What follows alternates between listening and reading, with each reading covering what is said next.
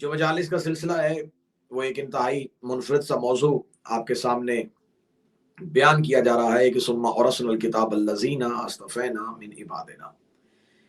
ये कलाम परवरदिगार है, ये इरशाद खुदाबंदी है, ये मखलूक का वादा नहीं, खालिक का वादा है। खुदा फरमा रहा है सुम्मा फिर हमने औरसनल किताब अल्लज़ीना अस्तफ़ैना मिन इबादिना, हमने वारिस बना दिया अपनी किताब का अपने उन अब्दों में जिन्हें हमने मुस्तफ़ा किया हुआ था, जिन्हें हमने चुना हुआ था। कल की मजलिस में भी मैंने आपके सामने ये बात कही थी कि खुदा जब किसी को कोई ओहदा या रुतबा देता है तो खुदा पहले उसे चुनता है। चुनने ही को इंतखाब कहते हैं, चुनने ही को इलेक्शन कहते हैं।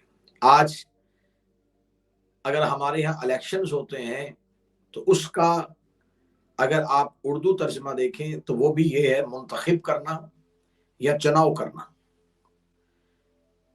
किसी एक ऐसे शख्स को चुनना कि वो उस ओहदे के लिए मौजू हो।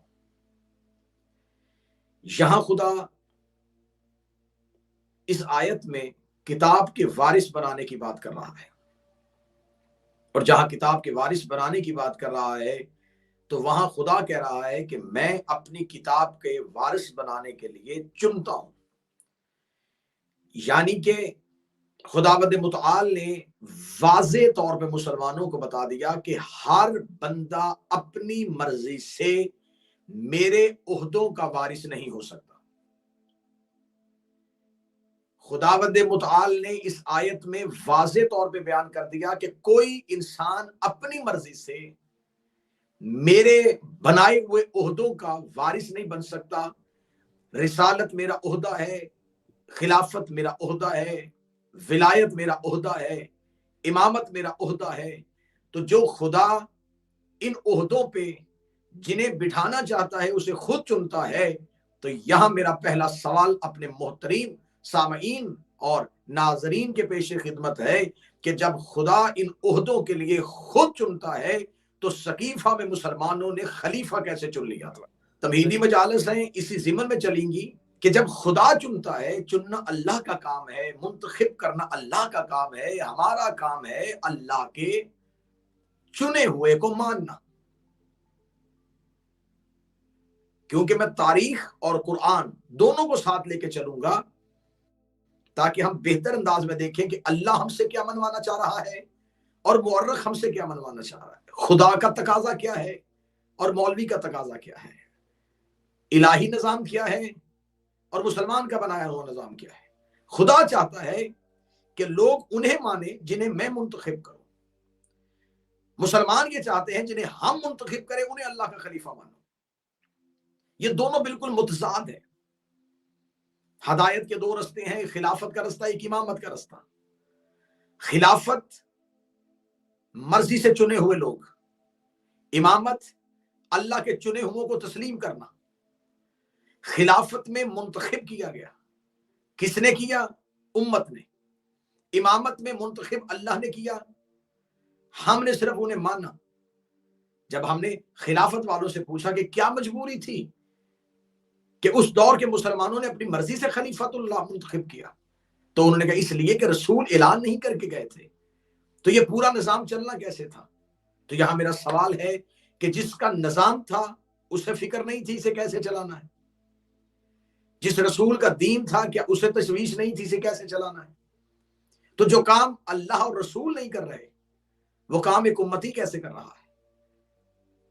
खुदा अगर किसी को खलीफा नहीं बना रहा, रसूल किसी को खलीफा नहीं बना रहे, और खुदा और रसूल जो है वो बगैर किसी को नामजद किए हुए इस निजाम को वैसे ही छोड़ रहे हैं, तो यहां मैं सवाल करूंगा कि फिर इसका मतलब है कि आपने ये तस्लीम किया, खिलाफत वालों ने ये माना कि अल्लाह ने किसी का ऐलान नहीं किया था, रसूल ने किसी को मुंतखिब नहीं किया था, उस दौर के मुसलमानों ने अपनी मर्जी से खलीफा चुना।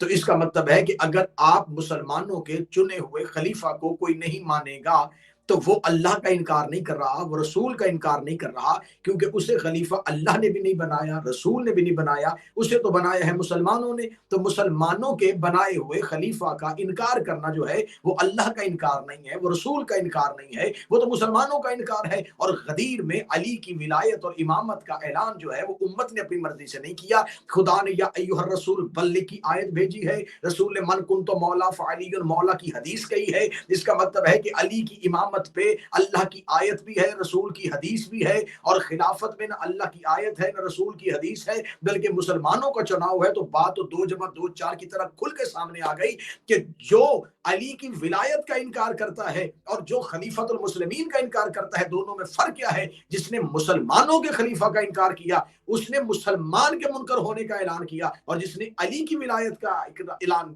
کر کے باوجود اس کا انکار کر دیا، اس نے مسلمان کا انکار نہیں کیا، اس نے پروردگار کا انکار کیا۔ خلیفہ کا انکار، مسلمان کے حکم کا انکار، علی کی ولایت کا انکار، اللہ کے حکم کا انکار۔ خدا کہتا ہے ہم نے چنا۔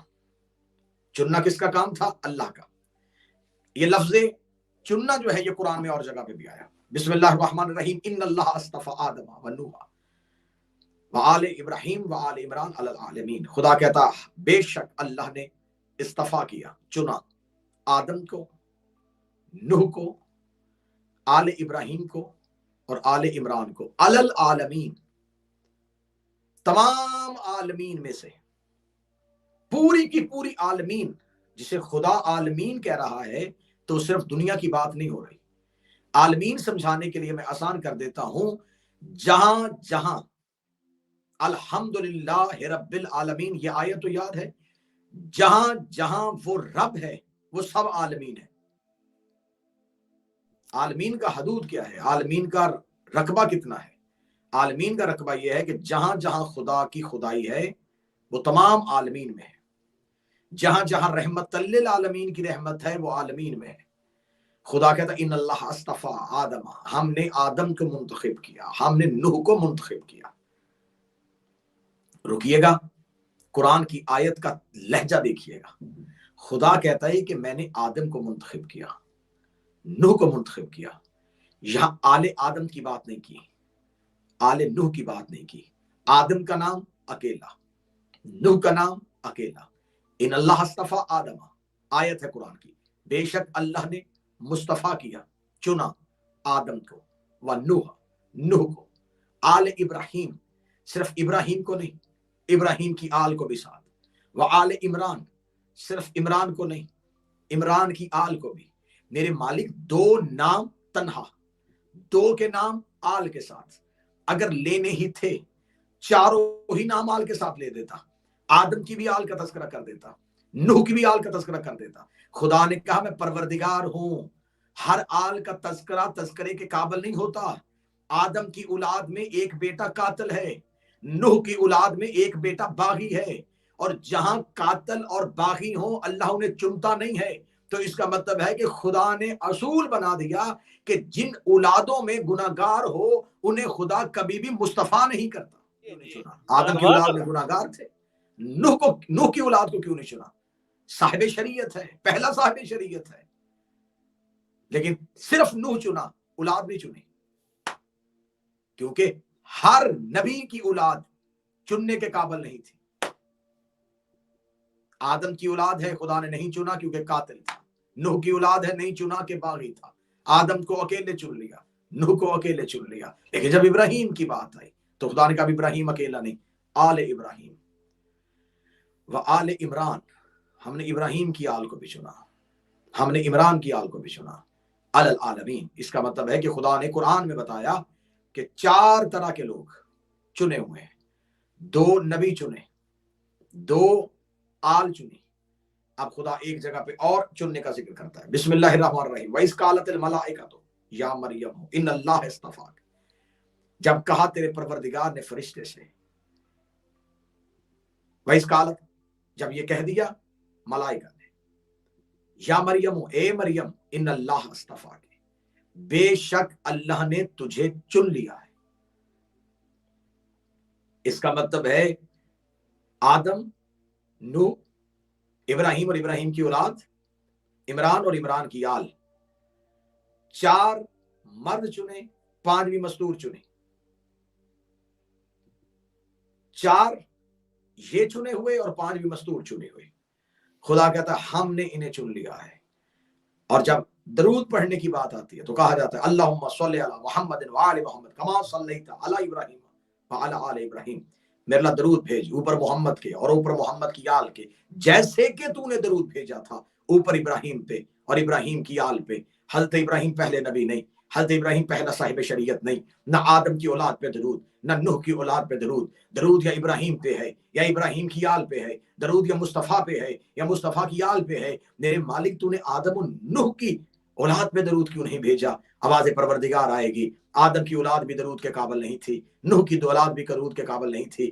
درود یا ابراہیم اور ابراہیم کی آل پہ، درود یا مصطفیٰ اور مصطفیٰ کی آل پہ ہے. اس کا مطلب ہے کہ خدا قرآن میں یہ اصول دے رہا ہے کہ خدا نے درود کے لیے بھی خاندان چنے ہوئے ہیں. درود ہوتا ہے اہل بیت پہ. اب جس کو بھی اہل بیت میں شامل کرنا ہے پہلے یہ شرط ہو کہ وہ درود میں آنے کے لائق ہونا چاہیے. آیت کا ایک ایک حصہ رکے گا اور انشاءاللہ آنے والی مجلسوں میں ایک ایک حصے میں بحث ہوگی. ہم نے وارث بنایا تھا کس کا؟ کتاب کا. کس کو؟ ان کو جنہیں ہم نے چنا ہوا تھا. اس میں 4 لفظ ہیں جن پہ ہم نے بحث کرنی ہے. اور اسنا، وارث، کتاب، مصطفیٰ اور عبد. کتاب کون سی ہے؟ میں نے کل کی گفتگو میں گزارش کی تھی کہ کتاب کسے کہتے ہیں. یقیناً اس کا ترجمہ جب بھی کیا گیا تو ترجمے میں قرآن ہی لکھا گیا، لیکن کتاب، قرآن کتاب ہے لیکن صرف قرآن ہی کتاب نہیں. میں آسان کر دیتا ہوں، کتاب میں قرآن ہے، صرف قرآن کتاب نہیں. سبحان اللہ. جیسا کہ بہت سے لوگ کہتے ہیں کہ امام حسین کربلا میں اس لیے گئے تھے کہ نماز بچے. صرف نماز نہیں بچی، نماز بھی بچی ہے لیکن صرف نماز ہی نہیں بچی. ہمیشہ آپ جز کو دے کے کل کی بات نہیں کر سکتے. قرآن ہے لیکن کل کتاب نہیں. قرآن کتاب میں ہے لیکن کل کتاب نہیں. خدا نے یہاں پر کتاب کا تعارف کروایا جب سلیمان بن داؤد نے پرندے کی خبر سنی کہ ملکہ سبا کا تخت لانا ہے. اس نے کہا ہے کوئی جو تخت بلقیس کو آنکھ جھپکنے سے پہلے لے کے آئے. خدا قرآن میں کہہ رہا ہے کہ جب ہم نے یہ کہا کہ کون ہے جو ملکہ سبا کا تخت آنکھ جھپکنے سے پہلے لے کے آئے تو جنات آئے، کیونکہ تابع تھے جناب سلیمان بن داؤد کے. جنات نے کہا اے پروردگار ہمیں حکم کر، ہم تخت بلقیس کو لے کے آئے. فرمایا کتنا وقت چاہیے؟ انہوں نے وقت دیا. مخلوق کے لحاظ سے مختصر تھا، سلیمان کے لحاظ سے طویل تھا. لوگوں کے لحاظ سے وہ بڑا تھوڑا ٹائم تھا، اتنے تھوڑے ٹائم میں نہیں آ سکتا تھا، لیکن سلیمان کے لیے وہ زیادہ تھا. جناب سلیمان نے کہا نہیں مجھے جلدی چاہیے. قرآن نے پوری کہانی لکھی ہے. خدا کہتا پھر دربار میں سے ایک بولا، نام تھا اس کا آصف بن برخیہ. اس نے کہا میں لے کے آؤں گا. جناب سلیمان نے کہا کتنی مدت میں لے کے آئے گا؟ اس نے کہا یہ سلیمان نبی آنکھ جھپکنے سے پہلے. آنکھ جھپکنے کو کتنا وقت لگتا ہے؟ 1 سیکنڈ کا کروڑواں حصہ. کیا کہا اس نے؟ آنکھ جھپکنے سے پہلے لے کے آؤں گا. اب یہاں پر میرے محترم سامعین اگر رکیں اور اس جملے کو سمجھ جائیں تو میرا خیال ہے کہ اس میں معرفت کا پہاڑ ہے. یہ آصف بن برخیہ نبی نہیں تھا اور چیلنج نبی کو کر رہا تھا. آصف بن برخیہ اس دور کے نبی کو، عام انسان کو چیلنج نہیں کر رہا تھا، اس دور کے نبی سے کہہ رہا تھا اے سلیمان بن داؤد. اسے یہ نہیں کہا تھا لوگوں کی آنکھ جھپکنے سے پہلے. اس نے کہا سلیمان بن داؤد تیری آنکھ جھپکنے سے پہلے میں لے کے آؤں گا. خدا نے وہ نام بھی قرآن میں لیا. خدا نے بتایا کہ آصف بن برخیہ یہ بولا تھا. کیا کہہ رہا تھا؟ میں لے کے آؤں گا. کس کو کہہ رہا تھا؟ سلیمان بن داؤد کو.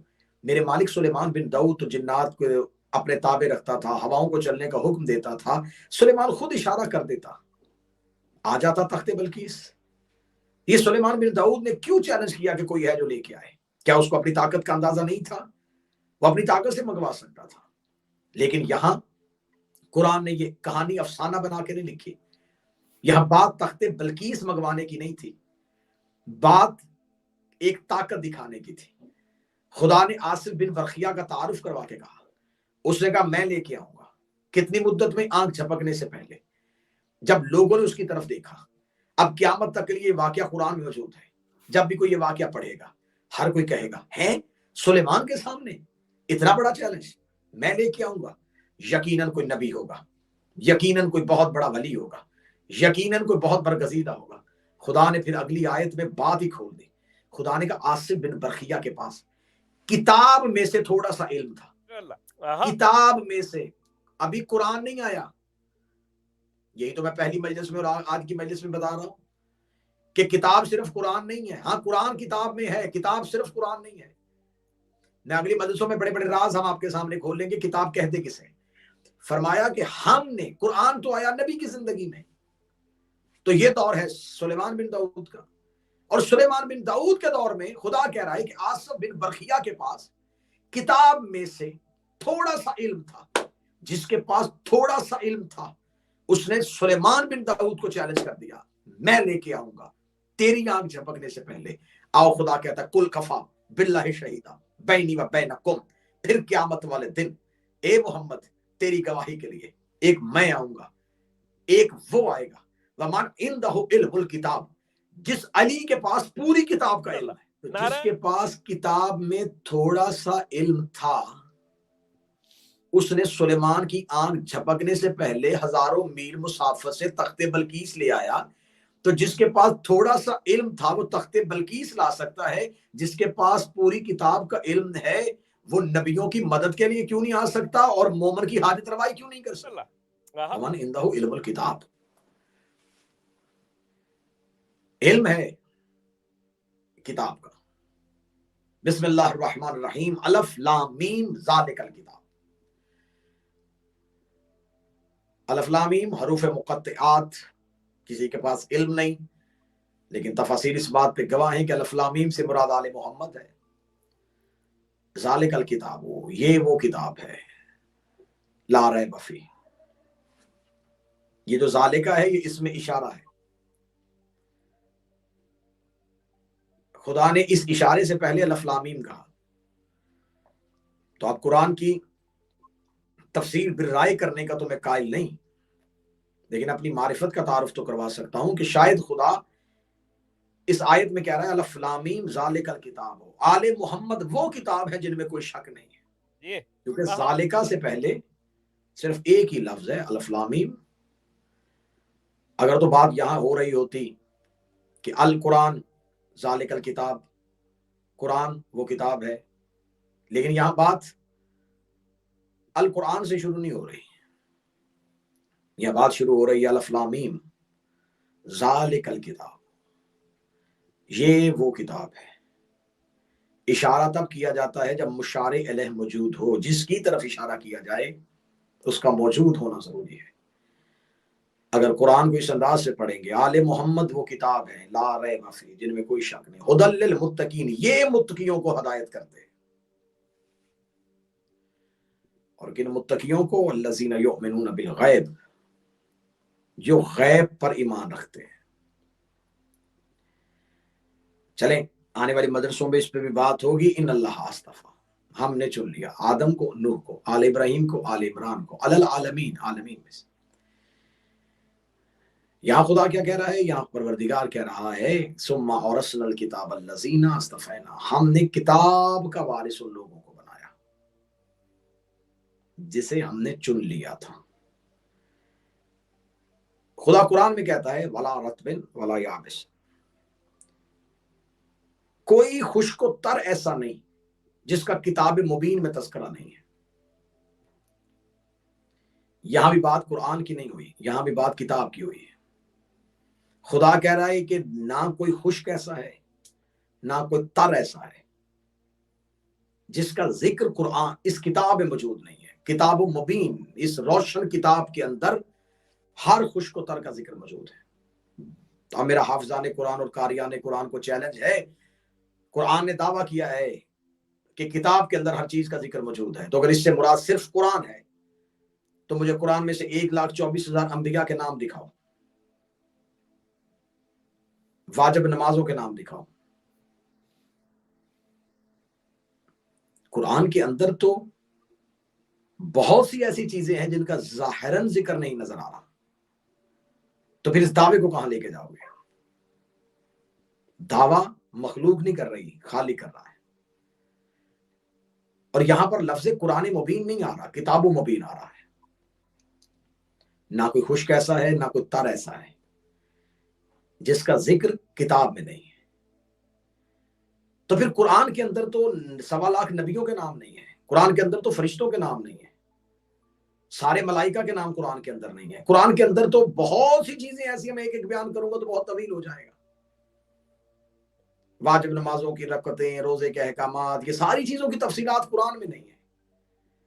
तो अगर ये कुरान में नहीं है तो फिर खुदा किसकी बात कर रहा है कि किसके अंदर हर खुश्क व तर का जिक्र मौजूद है?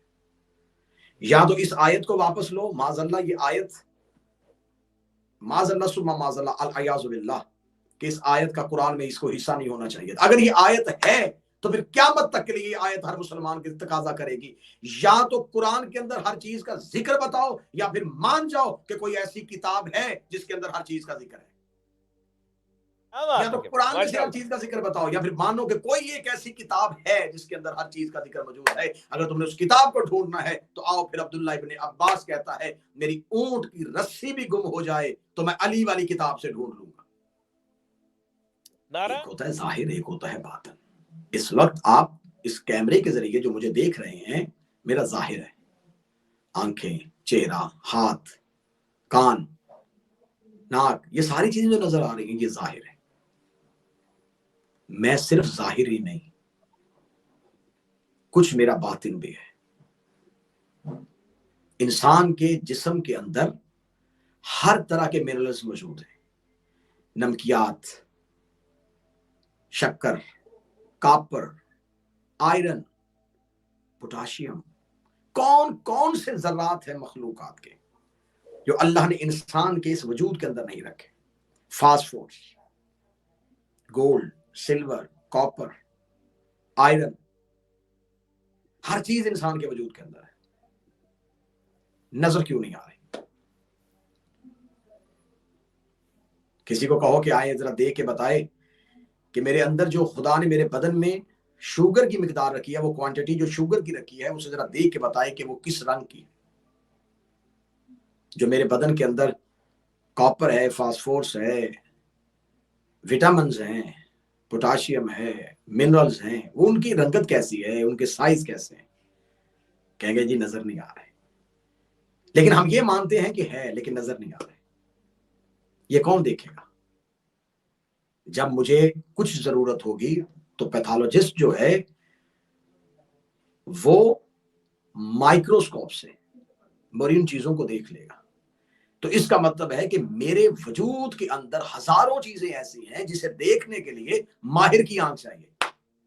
आहा, जब तक माहिर नहीं आएगा वो चीजें नजर नहीं आएंगी। तो जाहिलो यही मान लो कि जब तुम्हारा वजूद माहिर के बगैर नजर नहीं आ सकता तो कुरान इमाम के बगैर नजर कैसे आ सकता? जिक्र है लेकिन किताब नहीं। इंशाअल्लाह आने वाली मजालिस में किताब, और फिर हम इसी किताब से आएंगे उस हकीकी किताब की तरफ जिसका खुदा तारुफ करवाना चाहता है। सुम्मा और रसूल किताब हमने वारिस बनाया था, कुरान का नहीं, किताब का। और उस किताब के अंदर हर चीज का जिक्र मौजूद है। इससे पहले भी जितनी किताबें आ चुकी हैं वो भी इस किताब के अंदर है। क्या हो चुका है वो भी किताब के अंदर, क्या होगा वो भी किताब के अंदर, क्या होना है वो भी किताब के अंदर है। हर चीज किताब के अंदर है, लेकिन किताब क्या है और किसको दी है? जिन्हें मैंने इस्तफा किया है, जिसे मैंने चुना है। किन में से? अपने अब्दों में से। तो साहिबान ग्रामी कद्र,